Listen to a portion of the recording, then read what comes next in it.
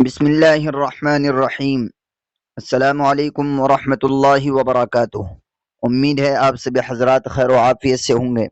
معزز ناظرین، آج ہمارا تدریس النحو جو ہم علم النحو کورس کے اندر کتاب آپ کو پڑھا رہے ہیں اس کا سبق نمبر 5 ہے، یعنی لیسن نمبر 5۔ لیکن سبق نمبر 5 کو پڑھنے سے پہلے، کیونکہ سبق نمبر 4 کی تمرین باقی رہ گئی تھی اور ہم نے یہ وعدہ کیا تھا کہ سبق نمبر 4 کی تمرین ہم سبق نمبر 5 میں انشاءاللہ حل کرا دیں گے۔ تو چلیے پہلے سبق نمبر 5 کو پڑھنے سے پہلے سبق نمبر 4 کی تمرین کو حل کر لیتے ہیں۔ تو دیکھیے آپ کے سامنے کتاب کھلی ہوئی ہوگی، سبق نمبر 4 کی تمرین دیکھ لیجئے گا۔ سبق نمبر 4 کی تمرین میں یہ مانگ رہے ہیں کہ مندرجہ ذیل جملوں میں مسند اور مسند الیہ کی شناخت اور وجہ شناخت بیان کریں۔ تو یہ جو ہے کہ مندرجہ ذیل جملوں میں مسند اور مسند الیہ کی شناخت اور وجہ شناخت بیان کریں۔ مطلب یہ ہے کہ آپ نے سبق نمبر 4 کے اندر یہ بات پڑھی تھی کہ مسند کس کو کہتے ہیں اور مسند الیہ کس کو کہتے ہیں، آپ نے اچھی طرح سے اس کو پڑھا۔ تو اب جو آپ نے سبق نمبر 4 میں پڑھا اسی کی جو ہے یہاں تمرین یہ کرا رہے ہیں تاکہ اس کو ازبر آپ کے دماغ میں وہ چیز ہو جائے اور اچھی طرح سے آپ اس کو پہچاننے لگیں۔ تو چلیے یہ جو نیچے انہوں نے مثالیں دے رکھی ہیں، مثال نمبر 1 ہے، پہلی مثال نبیل قائم۔ نبیل قائم، تو اس میں آپ کو جو ہے یہ بتانا ہے کہ نبیل مسند ہے یا مسند الیہ، قائم مسند ہے یا مسند الیہ، اس طرح سے آپ کو بتانا ہے۔ تو چلیے ہم اس کو حل کرتے ہیں اپنے طور پر، اور آپ بھی جو ہے اپنے طور پر حل کر کے اس کو یا تو کاپی میں لکھ کر ہماری واٹس ایپ نمبر پر کر دیجئے، واٹس ایپ نمبر آپ اسکرین پر دیکھ رہے ہیں، یا پھر کمنٹ باکس میں آپ اس سبق کو لکھ کر ڈال دیجئے، ہم انشاءاللہ چیک کر لیں گے۔ تو چلیے ہم یہاں حل کراتے ہیں۔ دیکھیں نبیل قائم، نبیل قائم، نبیل کھڑا ہے، تو اس میں نبیل مسند الیہ ہے، کیا ہے جی؟ نبیل مسند الیہ۔ کیوں؟ اس لیے کہ کھڑے ہونے کی نسبت کس کی طرف کی جا رہی ہے؟ نبیل کی طرف۔ تو جس کی طرف اسناد کی جائے گی، جس کی طرف اسناد کی جائے گی وہ کیا ہوگا؟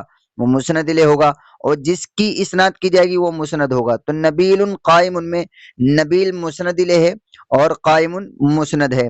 اگلی مثال ہے قدیم ساجد، قدیمہ ساجد، ساجد آیا، تو یہاں پر جو ہے آنے کی نسبت کس کی طرف کی جا رہی ہے؟ ساجد کی۔ تو یہاں ساجد مسند الیہ ہوا اور قدیمہ مسند، قدیمہ مسند ہوا۔ اگلی مثال ہے زاہد نام، زاہد نام، زاہد سویا، زاہد سویا، تو اس مثال میں جو ہے سونے کی نسبت زاہد کی طرف کی جا رہی ہے، لہذا زاہد مسند الیہ ہوگا اور نامہ مسند ہوا۔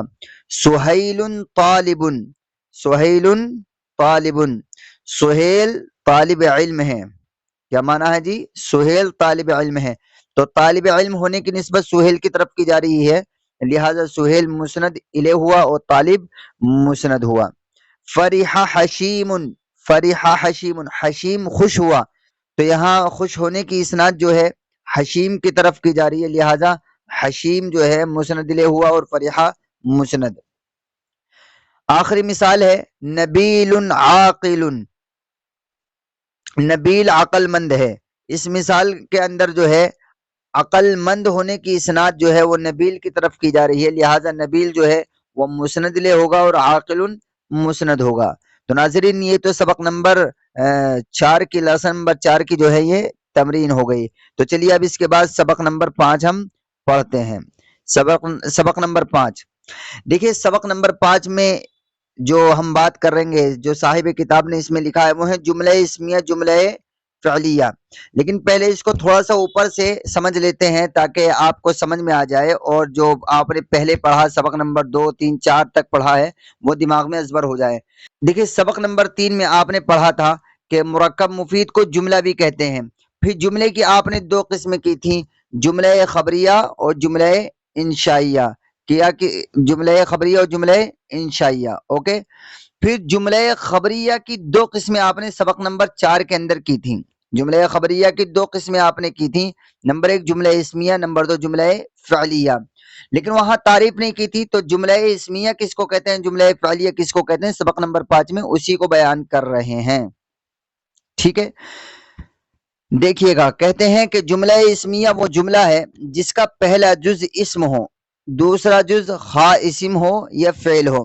بڑا سمپل سا ہے, بڑا آسان ہے. اسمیہ یعنی اسم, اسمیہ اسم آپ جانتے ہیں کہ اسم تو نام کو کہتے ہیں. تو کہتے ہیں جملہ اسمیہ وہ جملہ ہے جس کا پہلا جز اسم ہو, یعنی جو سینٹنس آپ دیکھ رہے ہیں یا آپ پڑھ رہے ہیں, اگر اس کے سب سے پہلا والا ورڈ, اگر اس کا سب سے پہلا والا حرف وہ جو ہے اسم ہے, نام ہے کسی چیز کا, تو اس سینٹنس کو پورے کیا کہیں گے, جملہ اسمیہ. مثال دے رہے ہیں کہ جیسے زید عالم, زید عالم ہے. اب دیکھیے جو ہے زید عالم ہے, زید عالم میں یہ سینٹنس پورا جملہ ہے. تو اس کے اندر پہلا جملہ, پہلا جو ورڈ ہے, پہلا جو لفظ ہے زید, یہ اسم ہے.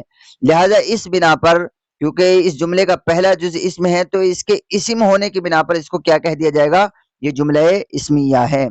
جی آگے ایک بات یہ سمجھا رہے ہیں کہ دیکھیں جملہ اسمیہ کا پہلا جز مسند الیہ ہوتا ہے.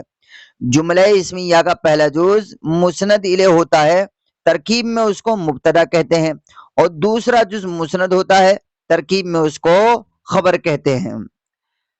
یعنی جملہ اسمیہ جو ہوگا اس کا پہلا جز اسم تو ہوگا ہی, لیکن اس کو جو ہے مسند الیہ یعنی اس کی طرف جو ہے اسناد کی جا رہی ہوگی. جیسا بھی آپ نے تمرین میں پڑھا ہے, جیسے زید عالم, اسی مثال کو لے لیجئے, زید عالم, تو زید عالم یہ جملہ اسمیہ ہے, وجہ کہ اس کا پہلا جز اسم ہے, زید اسم ہے. اب یہ زید جو ہے یہ مسند الیہ ہے, کیوں, اس لیے کہ اس کی طرف جو ہے اسناد کی جا رہی ہے, کس کی, عالم کی. زید جاننے والا ہے, زید عالم ہے یا زید جاننے والا ہے, تو عالم ہونے کی اسناد یا جاننے کی اسناد کس کی طرف کی جا رہی ہے, زید کی طرف. تو زید کیا ہوا جی, مسند الیہ ہو گیا. تو لہٰذا یہ یہی بتلانا چاہ رہے ہیں اس میں کہ جملہ اسمیہ کا پہلا جز مسند الیہ ہوتا ہے, اور دوسرا جز چاہے وہ مسند ہو یا مسند الیہ ہو, دوسرے جز سے کوئی بحث نہیں ہوتی. اوکے, آگے دیکھیے سمجھا رہے ہیں, ترکیب کرنا بتا رہے ہیں کہ ترکیب کیسے ہوگی. کہتے ہیں لہذا زید عالم کی ترکیب ہوگی زید مبتدا عالم خبر, مبتدا خبر سے مل کر جملہ اسمیہ خبریہ ہوا. کوئی اس میں اتنا ٹف کام نہیں ہے. دوسری قسم جو آپ نے پڑھی تھی جی جملہ خبریہ کی, وہ تھی جملہ فعلیہ. جملہ فعلیہ, جملہ فعلیہ بھی بڑا آسان ہے. جملہ فعلیہ وہ جملہ ہے جس کا پہلا جز فعل ہو, جس طرح جملہ اسمیہ وہ جملہ ہے جس کا پہلا جز اسم ہو, اسی طرح جملہ فعلیہ وہ جملہ ہے جس کا پہلا جز فعل ہو. جیسے ضرب زید, زید نے مارا, تو دیکھیں اس مثال میں پہلا جو ضرب یہ فعل ہے, اسم نہیں ہے. ضرب مارا, اس نے مارا, اس میں زمانہ پایا جا رہا ہے, کب مارا, تو جس میں زمانہ پایا جائے اس کو فعل کہتے ہیں. آپ نے پڑھا ہے مفرد کی 3 قسموں میں, تو ضرب کیا ہے جی, فعل. لہذا ضرب زید یہ جملہ فعلیہ ہے, کیوں, اس لیے کہ اس کا پہلا جز فعل ہے. آگے کہتے ہیں اس مثال میں پہلا جز فعل ہے, لہذا اس کو جملہ فعلیہ کہیں گے. جملہ فعلیہ کا پہلا جز مسند ہوتا ہے, ترکیب میں اس کو فعل کہتے ہیں, اور دوسرا جز مسند الیہ ہوتا ہے, ترکیب میں اسے فاعل کہتے ہیں. دیکھیں جملہ اسمیہ میں, جملہ اسمیہ کا پہلا جز مسند الیہ ہوتا تھا. کیا ہوتا تھا جی, مسند الیہ, اور دوسرا جز خواہ مسند ہو یا مسند الیہ ہو. اور یہاں جملہ فعلیہ میں پہلا جز مسند ہوتا ہے, پہلا جز کیا ہوتا ہے, مسند ہوتا ہے. آپ ایک بات یاد رکھیے گا کہ دیکھیے اسم جو ہوتا ہے نا, اسم وہ مسند بھی بن سکتا ہے اور مسند الیہ بھی بن سکتا ہے. فعل صرف مسند ہی بن سکتا ہے, مسند الیہ فعل نہیں بن سکتا. یعنی فعل کی ہمیشہ دوسرے کی جانب اسناد کی جاتی ہے, فعل کی جانب, فعل کی طرف کسی کی اسناد نہیں کی جا سکتی. فور ایگزامپل کہ میں نے مارا, تو مارنے کی نسبت اسناد میری طرف تو کی جا رہی ہے, میری اسناد فعل کی طرف, مارنے کی طرف کیسے کی جائے گی بھائی, میں نے مارا, میں نے کھایا, میں نے پیا, میں سویا, تو یہ سب کیا میری طرف ان کی اسناد کی جا رہی ہے, میری طرف ہی تو اشارہ کیا جا رہا ہے, مارنے کا, کھانے کا, پینے کا, سونے کا, سب کا جی.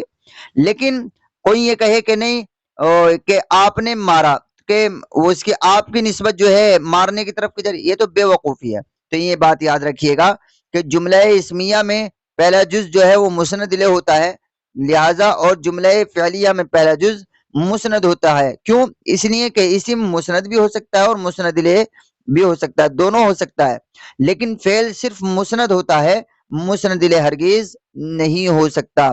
دیکھو یہ کہہ بھی رہے ہیں، کہتے ہیں کہ ترکیب میں اس کو فاعل کہتے ہیں، لہذا ضرب زیدن کی ترکیب ہوگی، ضرب فعل زیدن فاعل، فعل اپنے فاعل سے مل کر جملہ فعلیہ خبریہ ہو گیا. اب آگے ذرا دیکھیے گا، آگے انہوں نے جو ہے اس میں باقاعدہ اجرا بھی دے رکھا ہے کہ اجرا کس طرح سے کرنا چاہیے. تو دیکھیے اجرا جو ہے سبق نمبر 6 میں، یعنی اس سے اگلی ویڈیو میں جو نیکسٹ ویڈیو آئے گی اس کے اندر ہم اس تمرین کو بھی انشاءاللہ حل کریں گے، اور جو طریقہ اجرا انہوں نے دے رکھا ہے اس کو بھی ہم آپ کو بتائیں گے کہ اجرا ہمیں کیسے کرنا چاہیے. ہر سبق کے بعد میں انشاءاللہ ہم ایک ویڈیو اجرے کی اور تمرین کی بناتے ہیں اور بنایا کریں گے، کیونکہ ایک سبق میں ایک ہی ویڈیو میں دونوں چیزوں کو کور کرنا، اس سے ویڈیو لمبی بھی ہو جاتی ہے اور تھوڑا سا اچھا بھی نہیں لگتا ہے. تو بہرحال ایک ویڈیو میں جو ہے سبق ہوا کرے گا اور دوسری اگلی ویڈیو میں اس کی تمرین اور اس کا اجرا ہم کرا کریں گے انشاءاللہ. تو آپ سے گزارش ہے کہ آپ ہمارے اس ویڈیو کو، ہمارے ان سبق سے جڑیے، اس ویڈیو کو اپنے دوست و احباب تک شیئر کیجیے اور علم نحو میں مہارت حاصل کیجیے گا. چلیے ملتے ہیں نئی ویڈیو میں اور نئے سبق کے ساتھ. والسلام علیکم ورحمۃ اللہ وبرکاتہ.